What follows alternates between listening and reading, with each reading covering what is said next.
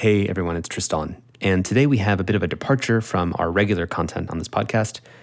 As you may know, we've spent the last few months working incredibly hard to deal with the threat of the AI dilemma, which we outlined in a previous episode, and to help pause and redirect the resources of the race to deploy runaway AI into something that would constitute moving at the speed that we can get this right.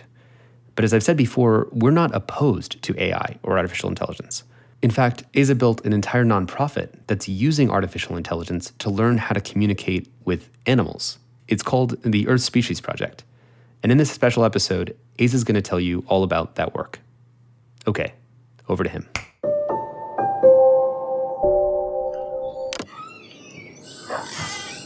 Hey everyone, it's Aza. And you probably don't recognize that sound. It's the communication of orcas, recorded in Antarctica. Studying animal communication is part of my work with an organization I founded back in 2017 called the Earth Species Project, or ESP.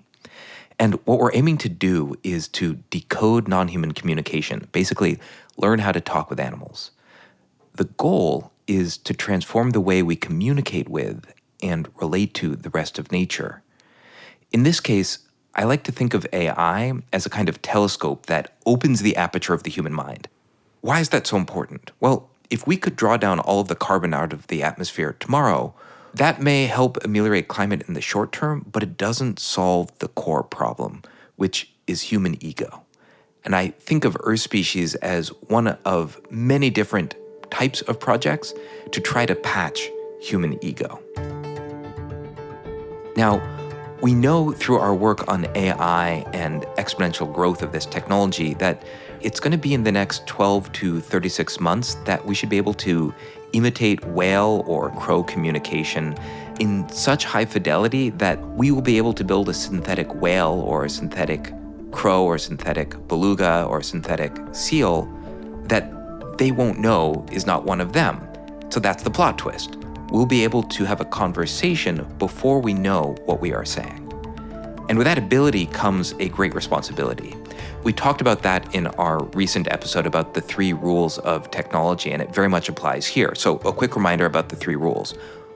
Rule number 1, when you invent a new technology, you uncover a new class of responsibilities. 2, if that technology confers power, it'll start a race. And 3, if you do not coordinate, that race will end in tragedy. So how does that relate to talking to animals? Well, we need to think about who might gain power by using this technology. So one example might be ecotourism operators, where they will be in a race with other ecotourism operators to attract animals for their clients. So that'll start a race, probably ends in tragedy. Poachers are going to do this too, and animal agriculture is definitely going to want to use this. So we are going to need to, before we put out this technology and invent it, figure out how to coordinate. ESP is, of course, developing this technology both to shift the way that we relate to the rest of nature as a species, but also accelerate conservation research. We're hoping to be able to listen and learn from species that have cultures passed down for 34 million years to expand the human imagination. We think of this as a hopeful use of AI because we believe that someday soon, when we cross the language barrier, it could lead to a moment that superpowers a movement. Specifically, it could lead to unprecedented coordination, the kind we are going to need to avert mass extinction. The true hope, I think, of AI is that it helps us understand ourselves and the world around us better so that we can better care for it. Not too long ago, I did a presentation about Earth Species work at the World Economic Forum in San Francisco, and we wanted to share that with you here. So, Earth Species Project, it seems sort of crazy to get to say this, but we're working to decode non-human communication. That is to say, can we talk to animals? And we get to work on this now, and it's credible. And the goal is to say, can we unlock communication to transform our relationship with the rest of nature? And I want to start with this audio. Does anyone know, who's not on our team, what animal makes this sound?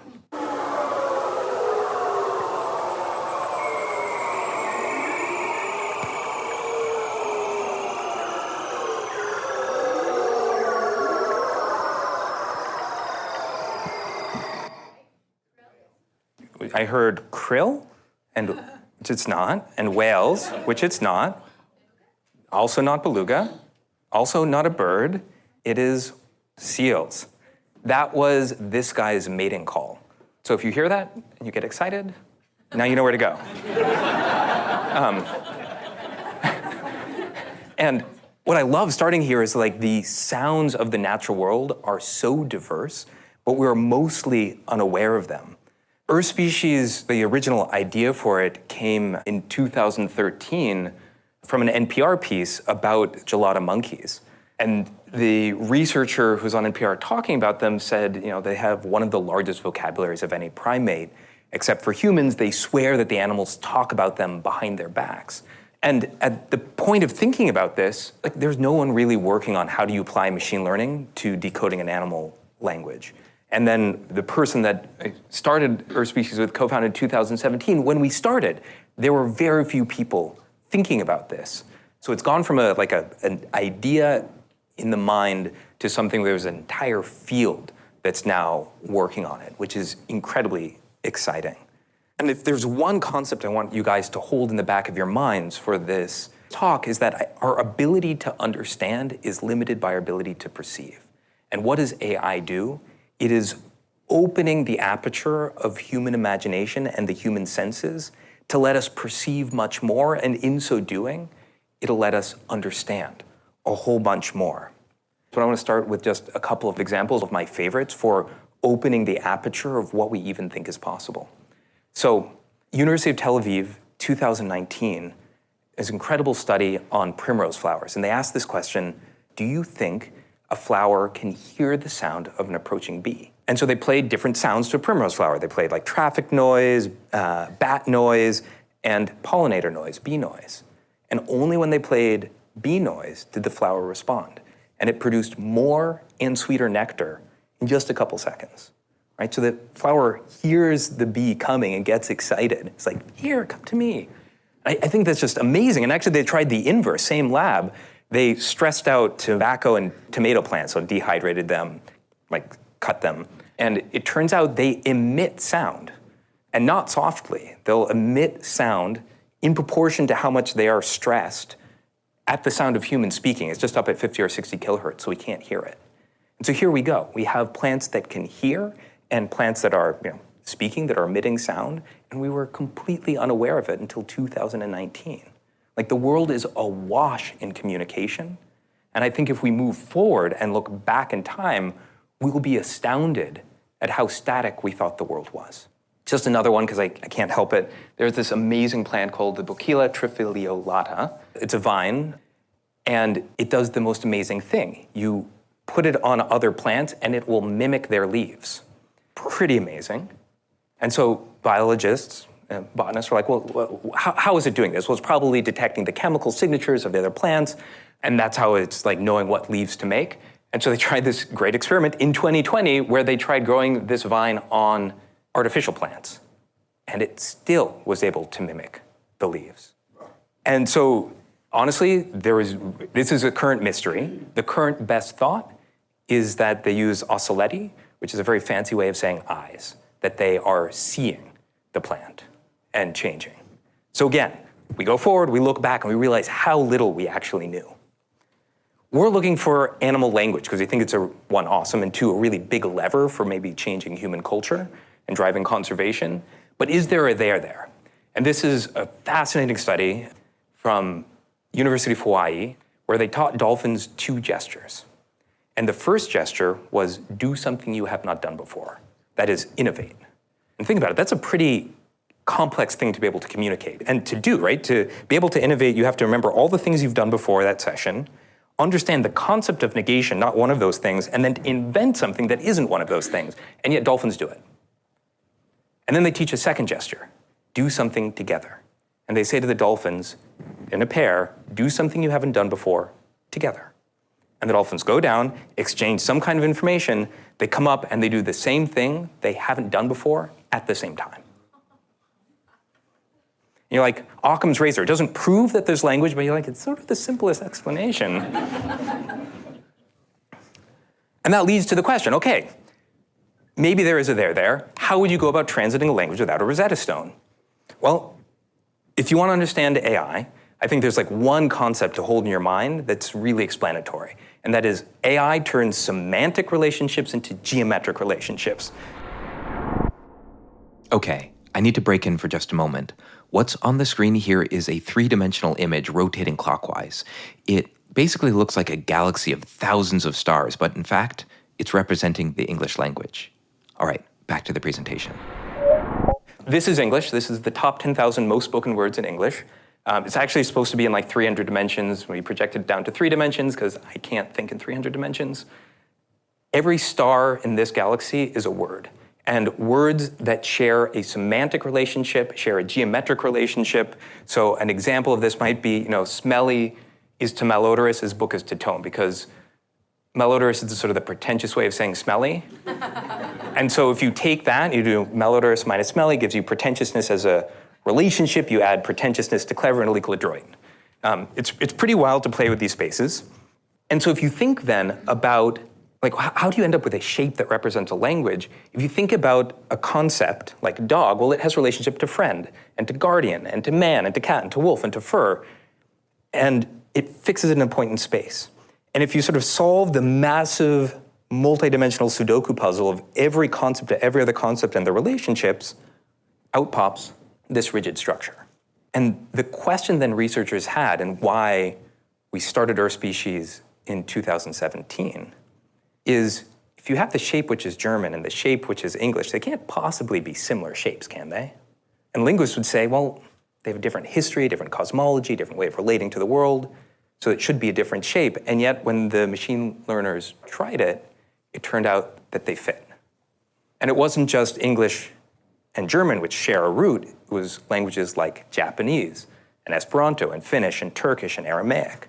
And it's not like they all have the same shape, and more distant languages have more unrelated shapes, and yet there's a way that you could align them all on top of each other, and in so doing, dog ends up in the same spot in both. I just think this is so profoundly beautiful that, in a time of such a deep division, there's this hidden underlying structure that unites us all. And so our thought was, and actually, this is not the way now modern, I don't know what the right terms for these things are, ultra-modern machine learning does translation, but this is the core concept, I think, that holds in your head for why this thing works. And our thought was, well, can we apply this then to animal communication? If we build this shape for the way animals communicate, what part fits into the universal human meaning shape? And if it does, then we should be able to do direct translation to the human experience. And there should be some part where their experience of the world is so different, we can't translate, but we can see that there's something there. And I still don't know which one is going to be more fascinating. The parts that we can directly translate into the human experience, or the parts we have no idea what it is, right? And those are going to be the things that are outside of the aperture of the human imagination, right? Whales and dolphins have cultures that have been passed down vocally for 34 million years. Humans only for maximally 300,000 years. Just imagine what they might know. And why do we think there might be an overlap? Well, I'll just give 2 examples. This is the mirror test. I don't know how many of you guys are aware of it, but the idea is you show an animal a mirror. Often you will paint a dot on them, and when they look in the mirror, they see themselves, they see the dot that they couldn't see before, and they try to get it off. This dolphin is looking at its abs, which I think is a relatively universal human experience when you get to a mirror. But this shows a kind of self-awareness, right? Like, you have to have self-awareness. That's a deep and profound experience that they may well communicate about. So that part of the shape might be shared. Let me give another example. This is a lemur taking a hit off of a centipede. They do this and they get high, they go into this trance-like state. They get super happy. It turns out dolphins do the same thing, but with pufferfish. They will inflate a pufferfish in a group and then pass it around to get high, which is the ultimate of puff, puff, pass. So elevated states of consciousness and seeking that is another thing that is shared across a wide variety of species. So that's something where we'd expect some kind of fit. But okay, how do we go about building this shape? And it turns out it's really hard. Getting the data is hard. That's why we have like such a long list of partnerships. Like Ari, who's here, will talk about how hard it actually is to go out into the field. Like this takes like blood, sweat, and tears. It turns out whales don't exactly just want to like stick around and like help you. So, as we started to dive into it, we realized there were a lot of really, really hard problems we're going to have to solve before we could start asking these kinds of questions. So here's another question. What animal makes this sound?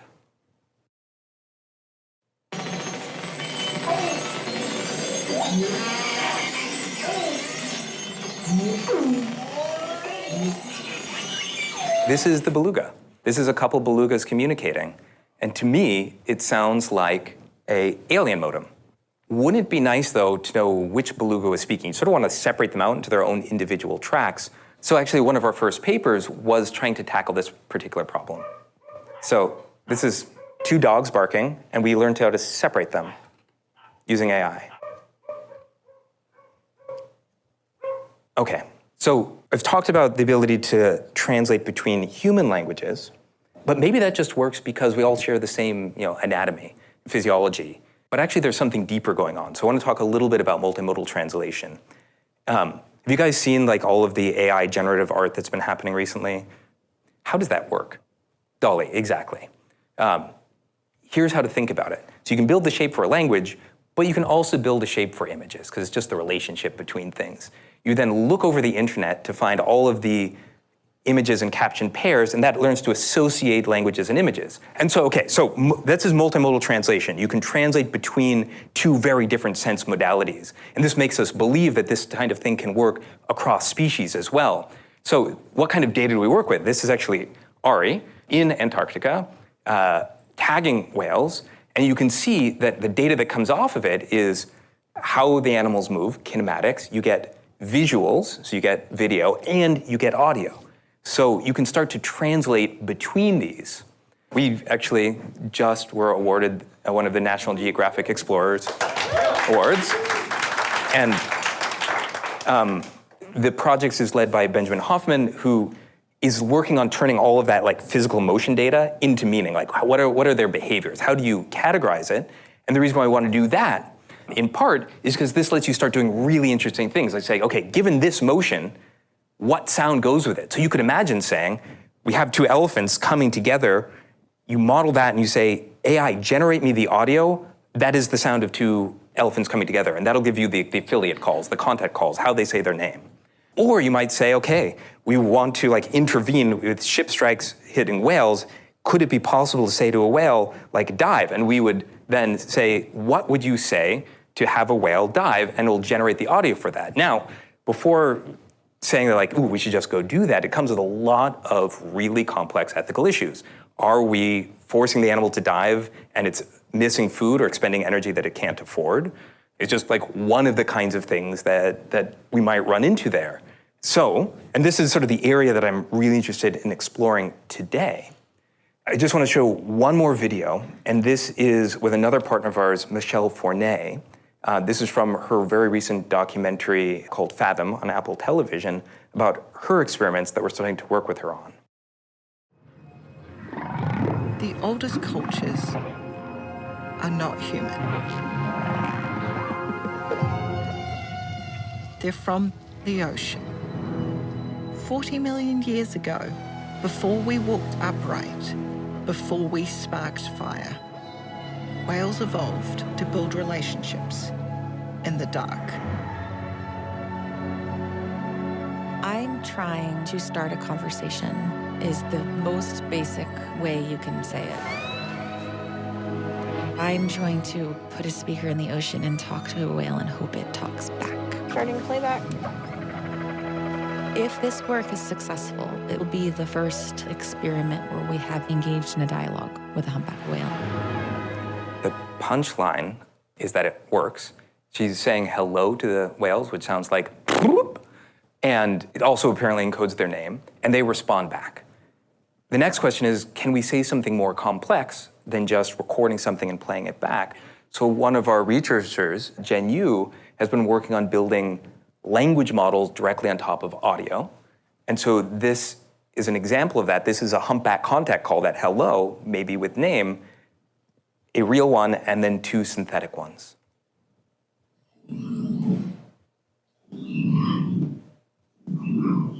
So what does this mean? This means in our domain, at some point, 12, 24, 36 months, we're going to be able to do this for animal vocalizations, right? And so just like I can build a chatbot in Chinese without needing to understand Chinese that still convince a Chinese speaker, we will likely, we haven't done it yet, be able to sort of pass the dolphin Turing test or the whale Turing test or the tool using crow Turing test. And it's really exciting because that means there is a kind of first contact or something that's about to happen, but not in the way I think we originally expected, where we decode first and then begin to communicate, but there'll be this really surprising ability to communicate before we understand.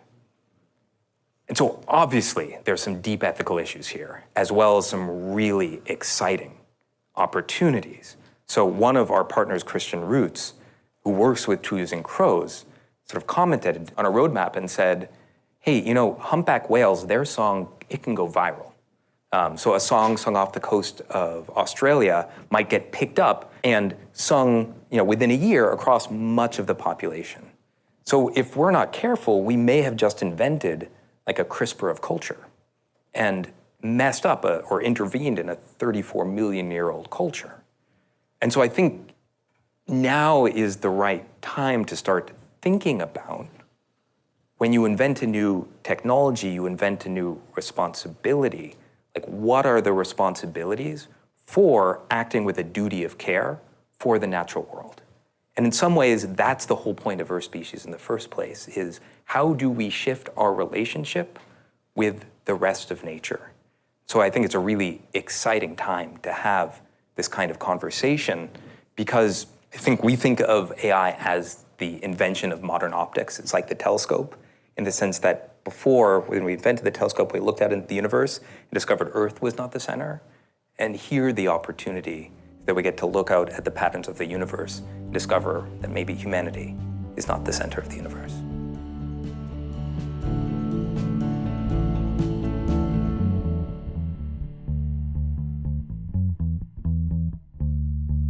Thanks for listening to this slightly different episode of Your Undivided Attention. We'll have a link to the Earth Species Project and its work in the show notes. I also wanted to mention that the Earth Species Project is hiring for our Director of Research role, specializing in AI. So if that's you, or if it's someone you know, please check out the Earth Species Project website. Your Undivided Attention is produced by the Center for Humane Technology, a nonprofit organization working to catalyze a humane future. Our senior producer is Julia Scott. Kirsten McMurray and Sarah McRae are our associate producers. Mia Lobel is our consulting producer.